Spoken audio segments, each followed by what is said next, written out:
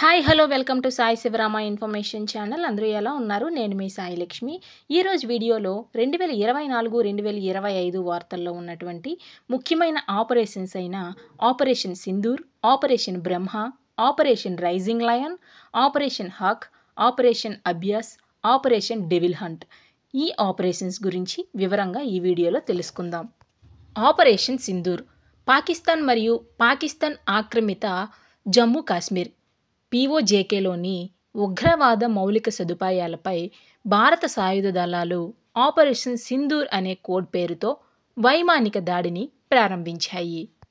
Operation బ్రహ్మ మయన్మార్లో ఉన్న భూకంప బాధితులకు సహాయం చేయడానికి భారత ప్రభుత్వం ఆపరేషన్ బ్రహ్మను ప్రారంభించింది.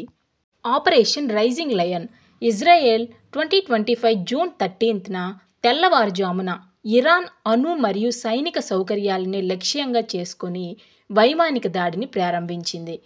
ఆపరేషన్ రైజింగ్ లయన్ అని నామకరణం చేయబడిన ఈ ఆపరేషన్కు ఇజ్రాయెల్ ప్రధానమంత్రి అయినటువంటి బెంజమిన్ నెతన్యాహు అధికారం ఇచ్చారు. ఇరాన్ ఎదురుదాడికి భయపడి దేశంలో అత్యవసర పరిస్థితిని కూడా ప్రకటించారు. ఆపరేషన్ హాక్ 2025ను సెంట్రల్ బ్యూరో ఆఫ్ ఇన్వెస్టిగేషన్ ప్రారంభించింది. సెంట్రల్ బ్యూరో ఆఫ్ ఇన్వెస్టిగేషన్ ప్రారంభించినటువంటి ఆపరేషన్ హాక్ అనేది ప్రపంచ ఆన్లైన్ పిల్లల యొక్క లైంగిక దోపిడీ నెట్వర్క్లని నిర్వీర్యం చేయడానికి ప్రారంభించడం జరిగింది central bureau of investigation. Operation Abhyas అనేది భారతదేశంలో ఉన్న 244 జిల్లాలతో కూడిన దేశవ్యాప్తంగా ఉన్న ఒక మాక్ డ్రిల్. ఇది అత్యవసర పరిస్థితుల నుండి ప్రజలకి సంసిద్ధతను పెంచడానికి నిర్వహించబడింది. ఆపరేషన్ డెవిల్ హంట్ రాజకీయ హింస మరియు అశాంతిని పరిష్కరించడానికి బంగ్లాదేశ్ ప్రభుత్వం ఆపరేషన్ డెవిల్ హంట్ను ప్రారంభించింది. ఫలితంగా 1300 మందికి పైగా వ్యక్తులు అరెస్ట్ చేయబడ్డారు బంగ్లాదేశ్లో.